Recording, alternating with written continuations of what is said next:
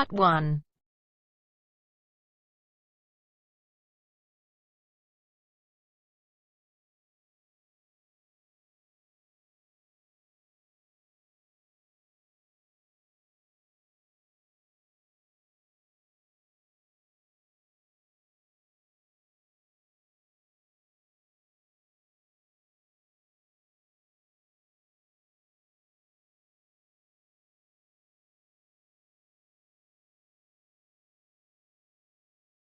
Section 1.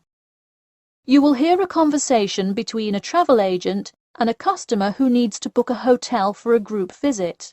First, you have some time to look at questions 1 to 6.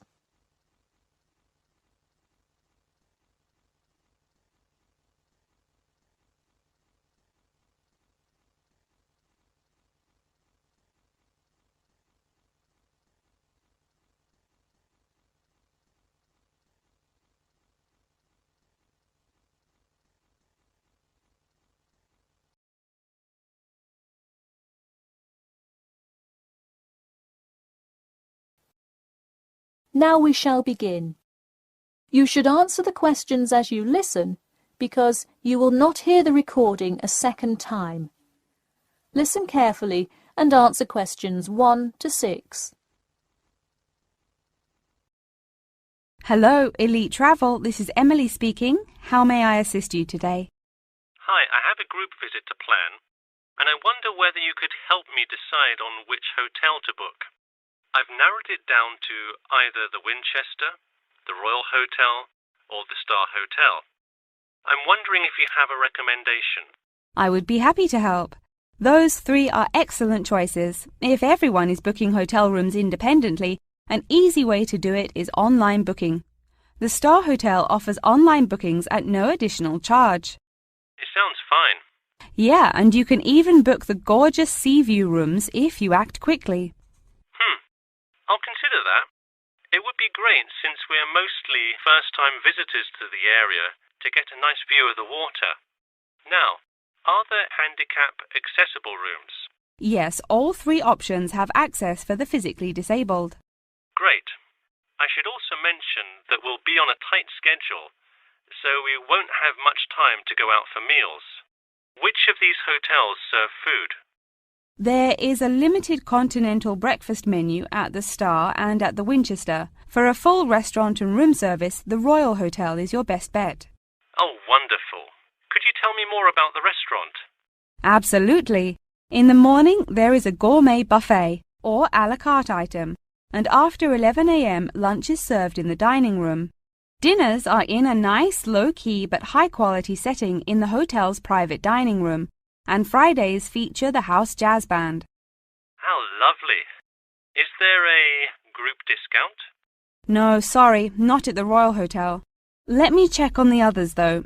Could I place you on hold for just a second? Sure, thanks. It looks like there is one at the Winchester. 15% off when you book 8 or more rooms. Really? Sold. We'll book at the Winchester. Wait, is it suitable for children, though? We'll have a few little ones in our group, and it would be great to have a way to keep them occupied. Yes, in fact it has a play place that kids just love, with slides and swings and everything.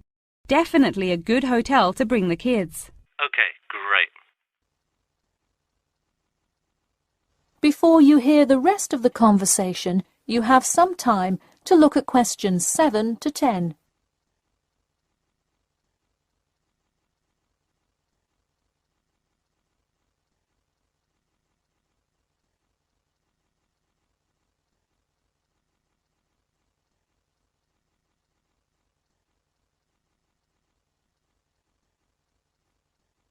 Now listen and answer questions 7 to 10. So now I know where we'll be staying. What next? Should I go ahead and book transportation and assign rooms and everything? Well, for now there are only a few things for you to take care of. We will hold a block of rooms for you as soon as you send a deposit. I recommend booking as soon as possible, so you probably want to send the invitations as soon as you know how many rooms to hold. Oh, right. Okay. I'll send the invitations and put down the deposit. Is there anything else I should take care of? Great! And don't worry about this now, but sometime before you arrive, do let us know if you'll be requiring our transport service to and from the airport. I'll make sure to let you know. Does that incur a service charge, or perhaps a tip, or some presents to show our gratitude for the personal car service? Oh, don't worry about it. It is a free service, so if you would like to tip, you are welcome to do so. But hotel drivers do not accept gifts. Thanks for your help. My pleasure. Enjoy your stay at the Winchester. That is the end of part 1. You now have half a minute to check your answers.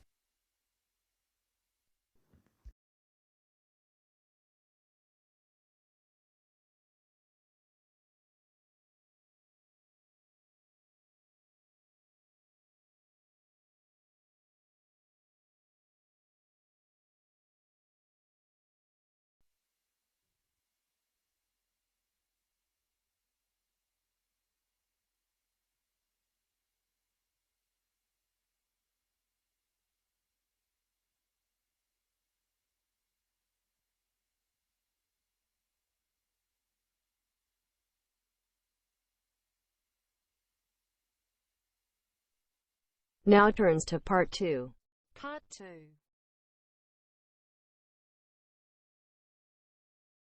You will hear a talk about the 11th Annual Durham County Car Exhibition. First, you have some time to look at questions 11 to 16.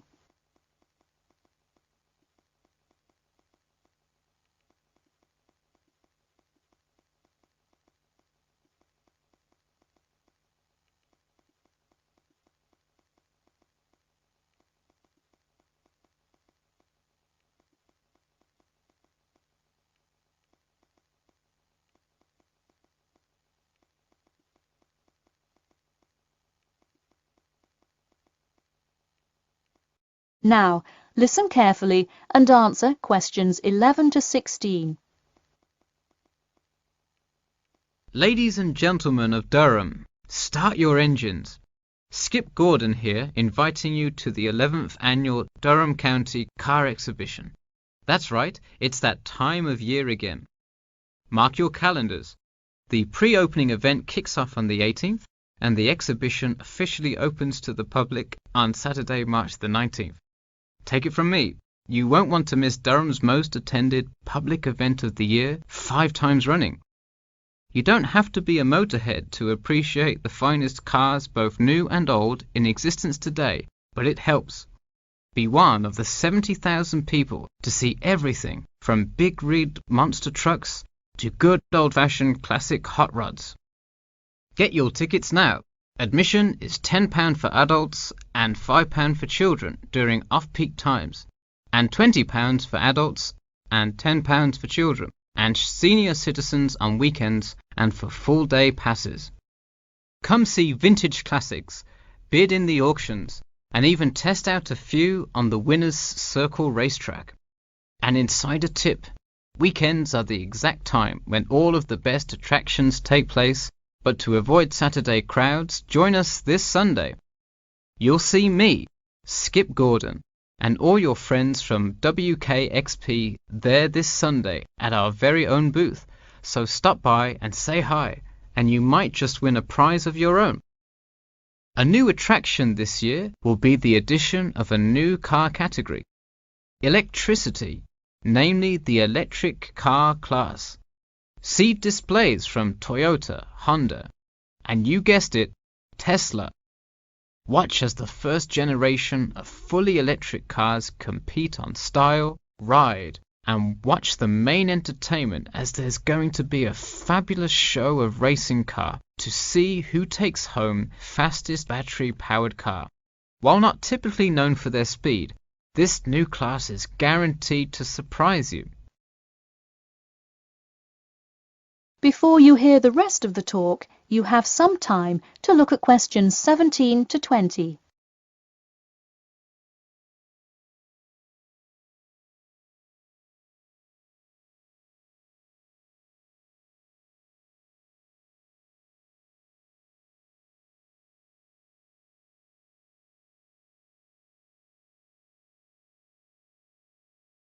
Now listen and answer questions 17 to 20. Get tickets before they sell out. Last year's tickets sold out fast, so we upped the attendance this year. That's right, more seats. But don't wait. Act now and save. That's right, if you buy your tickets before this Friday, you'll get 2 for the price of 1. That's right, 2 for the price of 1. And don't worry, kids, just like last year, there's something specially for you. Wreak havoc on the road with the Kids Crazy Cars ride, and then race around the Tiny Tykes track in your favorite child-sized race car. Meanwhile, Mom and Dad can take a spin in a ride a bit more than their size. We're rolling out a massive dirt track so you can get behind the wheel and test drive something a little more adventurous. Put the pedal to the metal in a 4x4 SUV as you go over bumps and navigate through twists and turns. You'll want to buckle up. You heard it here. Act now to get in on the fun at the Durham County Car Show before it's too late. Come for prizes, good prices, and good old-fashioned family fun. We had a lucky draw for a new car last year, but this year our main event is the Monster Truck Rally, where one lucky fan will win a chance to experience the thrill from behind the wheel, well, next to the wheel, as they ride with legendary driver Smash Tate. Feel the speed firsthand and talk to a living legend in a true, once-in-a-lifetime opportunity. For tickets, go online to www.durhamcountycars.com or call 1-888-CAR-SHOW now. We'll see you there, and always remember to buckle up. That is the end of part 2. You now have half a minute to check your answers.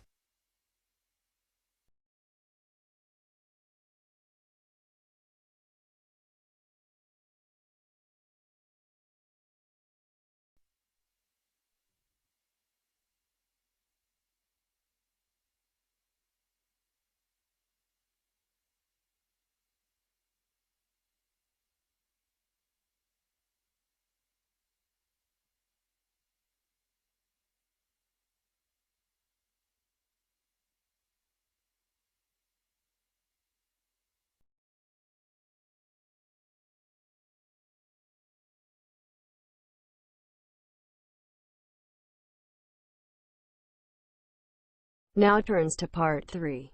Part 3. Section 3. You will hear a student asking Professor Jameson for advice in choosing courses for next semester. First, you have some time to look at questions 21 to 23.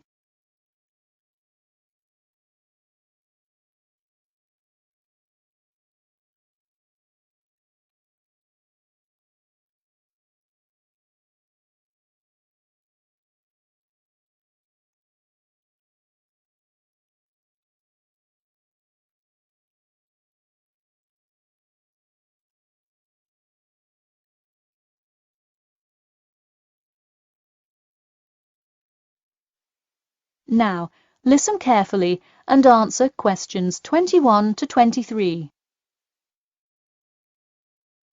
Hi, Professor Jameson. I was hoping we could talk this week about choosing courses for next semester. That sounds great. Any idea yet, or what you'd like to take? Well, I was hoping you could kind of tell me. There are so many to choose from. I don't even know where to start. Sure. Well, first things first. Do you know what you will major in? It's important to take courses that are relevant to your career path. Well, I think I want to major in biology. I want to go to medical school, so it seems like it would make sense. I agree. If you like biology, it's definitely a good idea to focus on that, since so many of the requirements overlap. Okay, so I should take a few biology classes then? Yes, let's start there. You should pick 1 or 2 biology classes. Not just any biology classes, though. If possible, read online or talk to senior fellows and find out about the structure of the courses.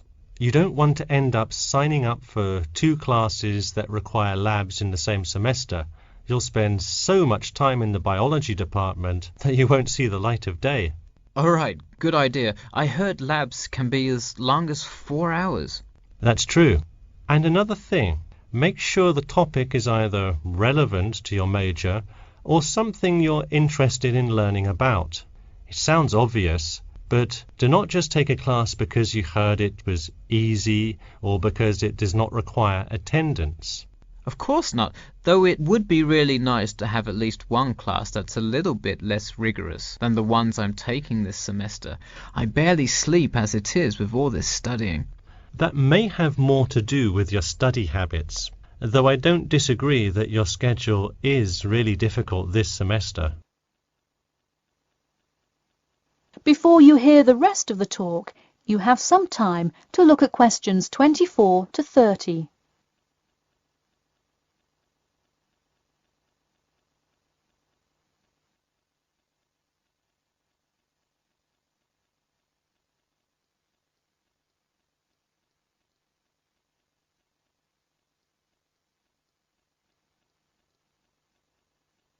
Now, listen carefully and answer questions 24 to 30.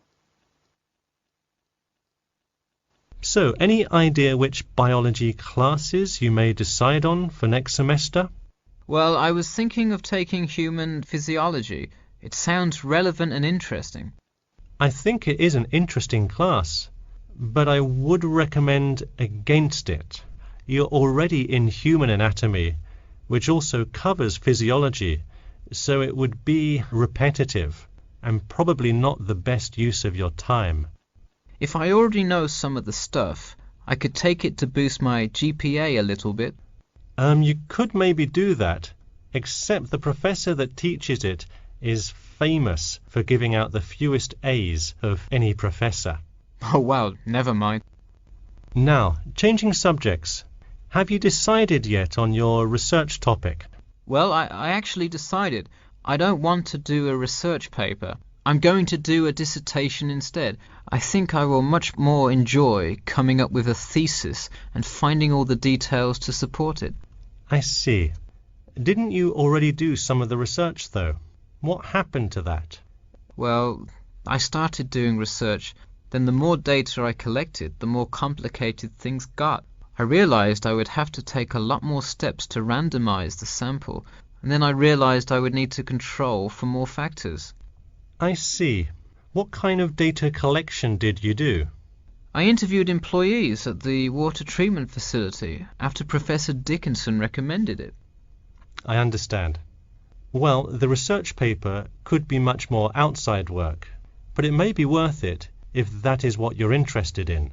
No, I am a lot happier just doing the dissertation. That's fine with me. Just remember, you need to finish your first draft and send it in soon. It's already the middle of February. Oh wow, it is, isn't it? I just have to finish it by the end of March, right? Yep, but don't forget, the date will really sneak up on you. Okay, I'll make sure to set reminders in my calendar. And who do I talk to about registering my dissertation? You should go to the department office and then talk to the secretary. I thought I needed to talk to the department head. Not for registering. If you need help developing your dissertation, that's when you should go to the department head. I see.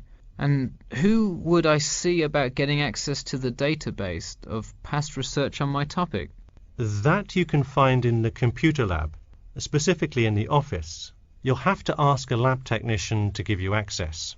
Okay, well, I'll go ahead and get started on that then. Thanks.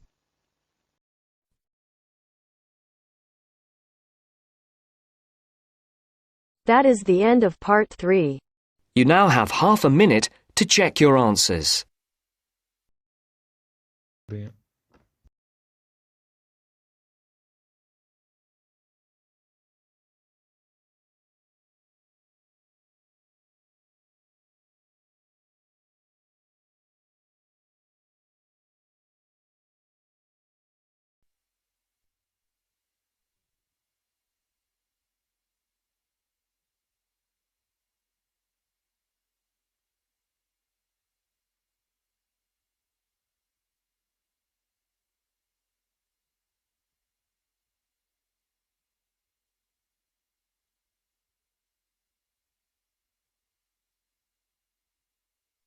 Now turns to Part 4. Part 4. You will hear part of a lecture about the role of sleep in humans and animals. First, you have some time to look at questions 31 to 40.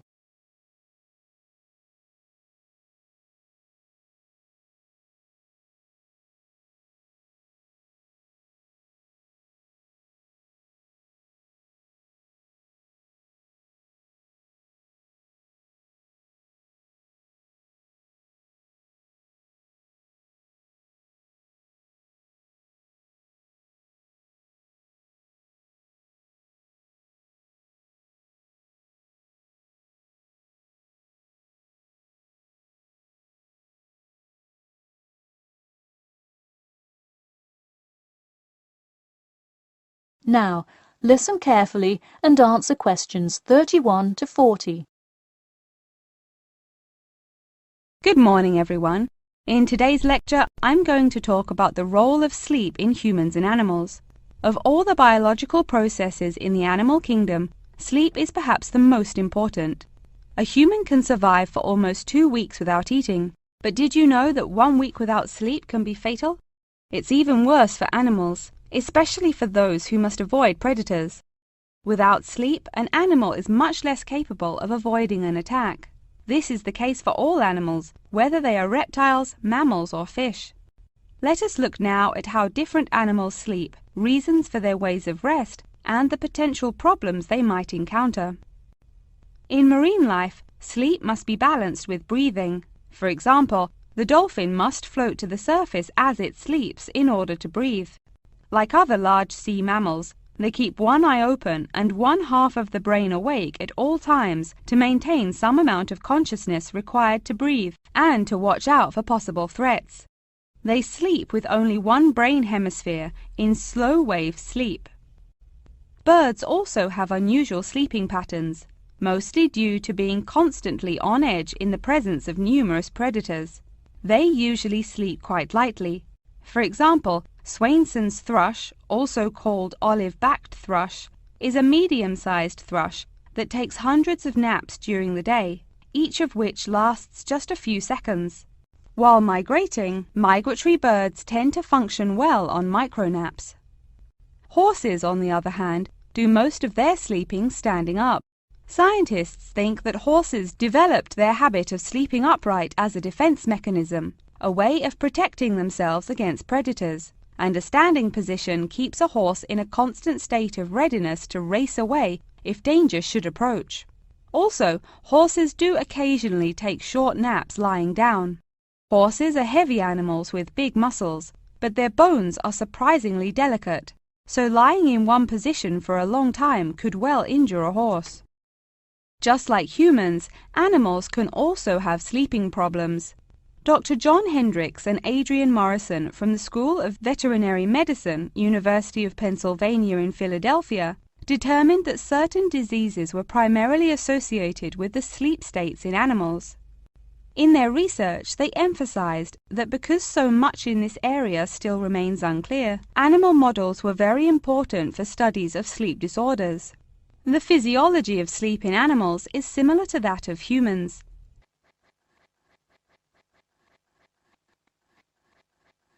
But why do we humans sleep? Researchers and scientists believe it helps us organize our memories of the day, that sleep acts as a kind of filing system for the brain.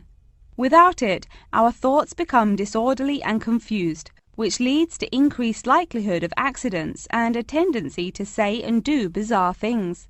Researchers also believe that sleep plays a key role in learning. We sleep so that the brain can integrate new knowledge and form new associations. Because of the similar sleeping pattern to that of humans, rats are often studied in order to increase our knowledge of human physiology. In one study, rats were kept awake for almost 2 weeks and their behavior was observed. Researchers found the sleep-deprived rats could hardly remember anything of what they had been taught that day. For example, one rat had been taught to recognize pictures of various Parisian landmarks in order to receive food. Pressing a button below a picture of the Louvre would result in food being released, and so forth. However, when deprived of sleep, they would press buttons seemingly at random. In addition to rats, the fruit fly, a small insect that feeds and breeds on spoiled fruit, also has been used as a model organism, and thousands of scientists around the world work on it. But why was the fruit fly chosen to be studied? It was for practical reasons. The most important one is that the relationship between fly and human genes is so close that the sequences of newly discovered human genes, including genes that show a susceptibility, can often be matched against their fly counterparts. This provides an indication of the function of the human gene and could help in the development of effective drugs to help people with sleeping disorders. Therefore, many scientists today choose to study the genetic structure of the fruit fly, which could make a particularly important contribution to the understanding of developmental processes in humans. In conclusion, sleep is a necessary part of life, not just for humans, but for the entire animal kingdom. Now, I'd be happy to answer any questions you may have. That is the end of part 4. You now have half a minute to check your answers.